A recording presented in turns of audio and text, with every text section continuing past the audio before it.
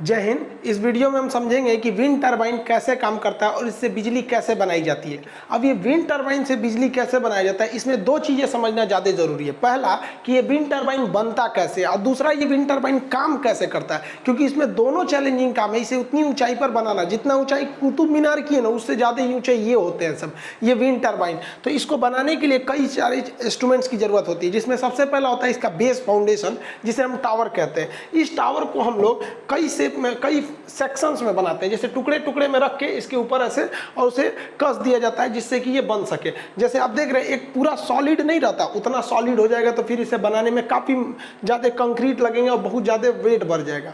इसको खोखला रखने से एक और फायदा क्या होता है कि इसके अंदर से जो ऊपर से बिजली है उसे केबल द्वारा नीचे आराम से लाया जा सकता है। अगर खोखला नहीं रहता तो बाहर से लाना रहता, अंदर से आता है, इसलिए केबल सुरक्षित रहता है। दूसरा, अंदर हम सीढ़ी बना देते हैं। सीढ़ी से क्या होता है कि अगर इसके हब में कोई प्रॉब्लम आती है ऊपर, तो अंदर सीढ़ी द्वारा हम लोग जा सकते हैं, नीचे से एक रास्ता देकर, एक फाटक देके। तो ये इसका भाग होता है टावर। ये डिपेंड करता है कि ऊंचाई कितनी है। अगर पहाड़ पे ऊंचे, जैसे टावर दिखेगा ना, टावर अगर किसी के घर पे बना देते हैं तो कम ही ऊंचा रहता है, जमीन से बनाना है तो ज़्यादा ऊंचा रहता है। ये 80 से 100 फीट तक ऊंचे होते हैं। ये टावर डिपेंड करता है कि एरिया कैसा है। अब इस टावर के ऊपर लगाना होता है आपका ब्लेड और हब। ये जो ब्लेड होते हैं, जो विंड टरबाइन के ये ब्लेड होते हैं, 3 ब्लेड का प्रयोग किया जाता है। ये 3 ब्लेड होते हैं।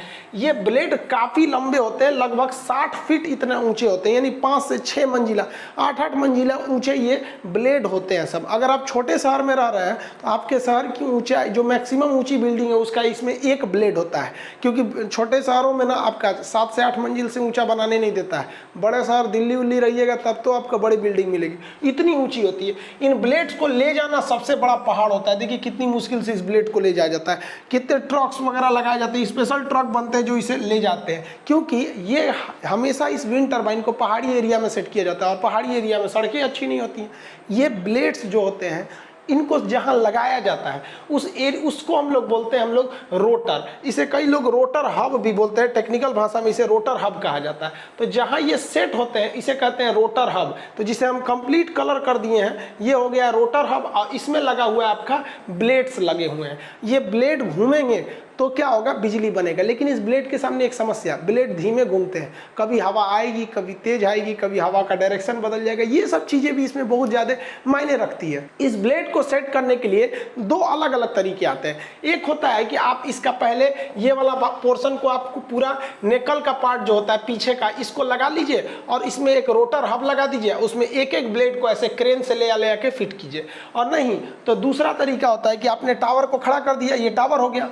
जो इसका सबसे पूरी मशीन होती है, उस मशीन को हम लोग रखते हैं जिस बॉडी के अंदर, उसे हम लोग नेकल्स कहते हैं। इसमें क्या किए, इसको आप खड़ा कर लिए और जमीन पर आपने रोटर हब लगा दिया और इसमें तीनों ब्लेडों को जोड़ दिया और एक साथ हैवी क्रेन ले आके इसको कस सकते हैं। तो ये कई टाइप से होते हैं, इसके असेंबली होता है, डिपेंड करता है कितना वेट है, एरिया कैसा, उस हिसाब से इसे बनाया जाता है। इसका जो सबसे मेन पार्ट होता है वो इसका नेकल वाला पार्ट होता है। ये बहुत ही बड़ा पार्ट होता है। अगर आप इसको देखेंगे तो इसमें एक आदमी दिख रहे होंगे, 2 आदमी यहाँ दिख रहे हैं सर। ये बहुत बड़ा होता है, एक घर बराबर होता है। सोचिए इतना बड़ा होता है, मतलब 3 BHK का जो फ्लैट होता है ना, 3 कमरा वगैरह होगा, 3-3 कमरे बराबर इसका ये नेकल वाला पार्ट होता है, ये वाला पार्ट। इसमें हम लोग अलग, ये तो खोखला बना दिया जाता है, इसमें जो हैवी पार्ट्स को रखने होते हैं उसको क्रेन से उठा के रखा जाता है। जैसे आप देखिए ये वाला, तो ये इसका तो ये हो गया टावर, और ये हो गया इसका नेकल वाला पार्ट। इसमें एक आदमी है और ये क्रेन से उठा के इस मशीन को इसमें पुट किया जाएगा और ये सेटल करेगा उसका जगह कैसा है।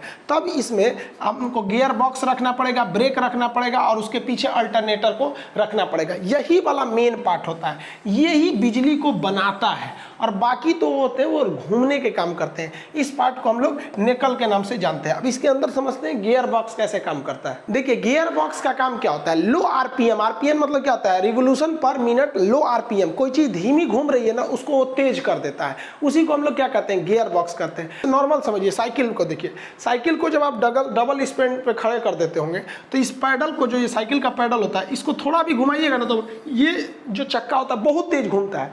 अगर आप इसे एक बार घुमा देंगे ना तो इसे 15 से 20 बार घूमेगा, यानी इसका 1:20 का रेशियो रहता है।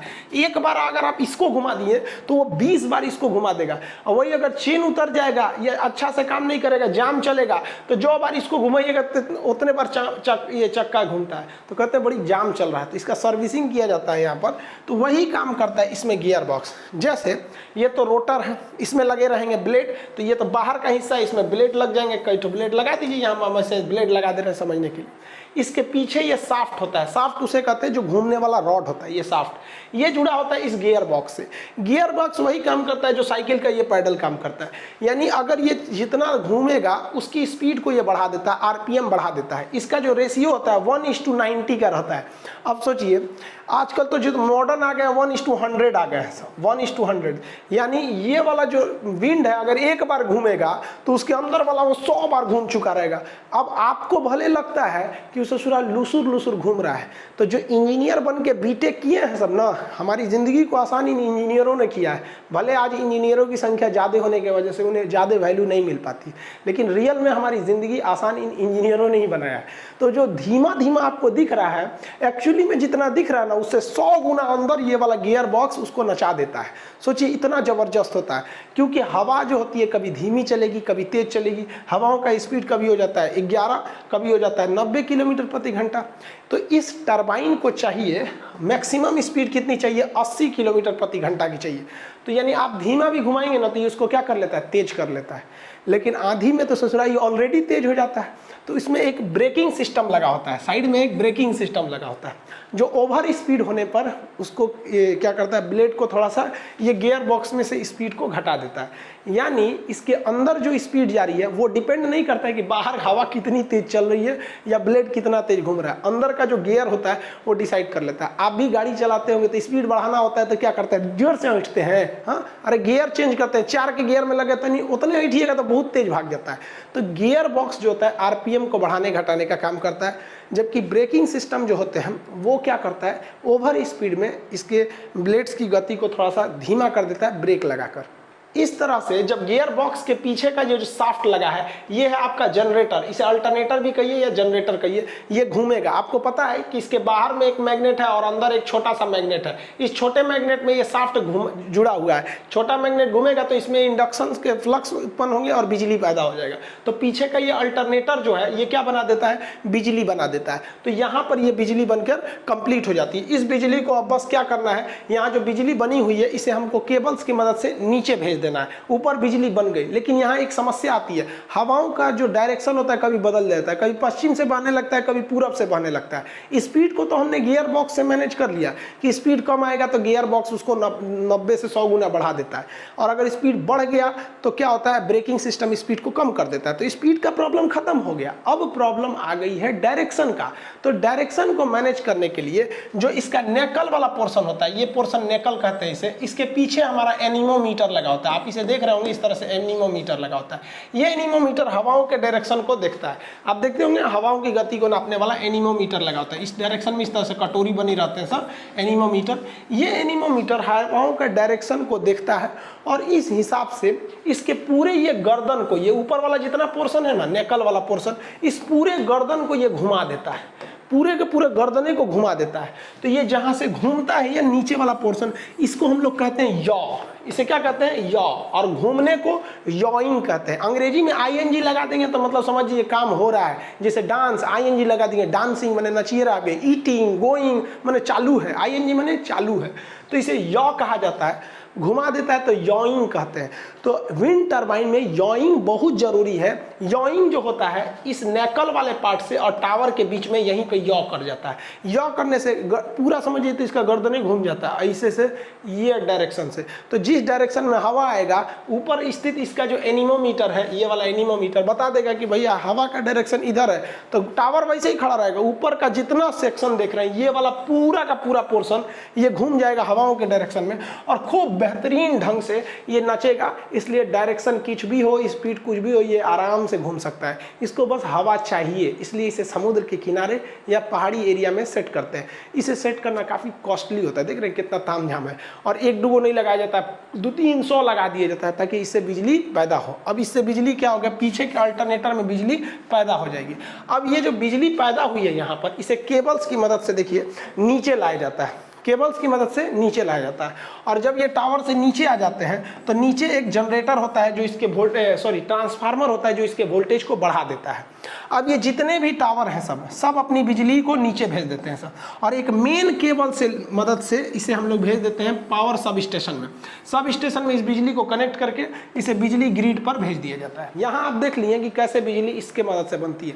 वोल्टेज फ्लक्चुएट ही नहीं करेगा क्योंकि जो गियर है वो स्पीड सेम रखता है, इसलिए बिजली भी सेम आती है। अगर वोल्टेज कम भी ज़्यादा हुआ तो नीचे में क्या लगा हुआ है, ट्रांसफार्मर, और यहाँ जाइएगा तो यहाँ पे भी ऑलरेडी ट्रांसफार्मर लगा रहेगा, मतलब सेम फ्रीक्वेंसी पर आपको ग्रिड पर लगाकर भेज दिया जाता है। और इस प्रकार हम लोग विंड टरबाइन की मदद से बिजली बना लेते हैं। इसकी सबसे बड़ी खराबी यही होती है कि बहुत ज़्यादा कॉस्टली होता है, और दूसरा इसे हर जगह इंप्लीमेंट में नहीं लिया जा सकता है। यूपी, बिहार या नॉर्थ इंडिया में कम यूज होते हैं, लेकिन वही पहाड़ी एरिया में जाएंगे, हिमाचल प्रदेश या फिर कोस्टल एरिया में, वहाँ इसका ज़्यादा यूज होता है। इससे कई सारे लॉस भी होते हैं, लेकिन लॉस उतना ज़्यादा नहीं है क्योंकि ये पर्यावरण प्रदूषण को बहुत ज़्यादा बचा देता है। अब कुछ पर्यावरणविद कहते हैं कि इससे पक्षी मर जाते हैं। अरे भाई साहब, अब सबको लेके चलिएगा तो कहाँ से होगा। कल हम गाड़ी चला रहे थे तो गाड़ी के आगे एक तो पक्षी चला आया, उसके शीशे से टकरा के मर गया, तो उसके लिए क्या आप हमें जिम्मेदार कहिएगा? नहीं ना, कोई जानबूझ के थोड़ी करता है। तो ये पक्षी भी कुछ कुछ टकरा के मर जाते हैं। तो कुछ लोग कहते हैं कि पक्षी को बचाने के लिए विंड टरबाइन बंद कर दीजिए। अरे भैया, इसको बंद करेंगे तो कोयला से बिजली बनाएंगे तो प्रदूषण से हम लोग मर जाएंगे। 100% कोई भी चीज़ अच्छी नहीं होती, कुछ ना कुछ तो साइड इफेक्ट पड़ते हैं।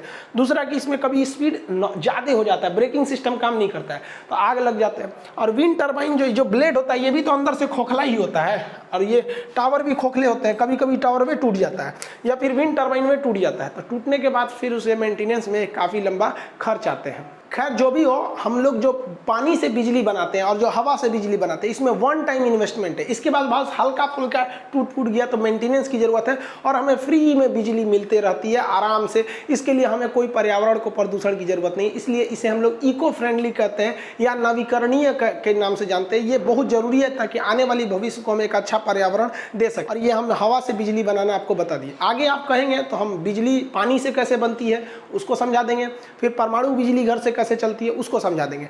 गैस से जो बिजली बनती है सेम वैसे ही बनती है जैसे कोयले से बनती है, बस जहाँ कोयला डाला जाता है वहाँ गैस डाल दिया जाता है। वो दोनों सेम ही है सब, बस कोयला की जगह पे गैस कर देना। आई होप आप इसे समझ गए होंगे। और पता है, हम फ्लाइट से आ रहे थे, थोड़ा तबीयत ठीक नहीं था तो गए थे दिल्ली वगैरह, तो वहाँ पर हम देखें, हम मास्क लगाए हुए थे, तो मास्क से तो कोई दिक्कत नहीं है, चेहरा पहचान में नहीं आता है, तो हम बोले ना तो बस आवाज़ से पहचान में आ गया। तो उसमें स्पाइस जेट की फ़्लाइट थी, उसमें एयर होस्टेस कह रही है कि आप खान सर हैं। हम कहे हाँ हम वही हैं। तो कह रही सर हम आपका वीडियो देखे हुए हैं, 6-7 वीडियो आपने जहाज़ के ऊपर बताया। तो हमने कई वीडियो बनाए जिसमें जहाज़ के पार्ट्स वगैरह को बनाया। आप सब लोग का तहे दिल से धन्यवाद।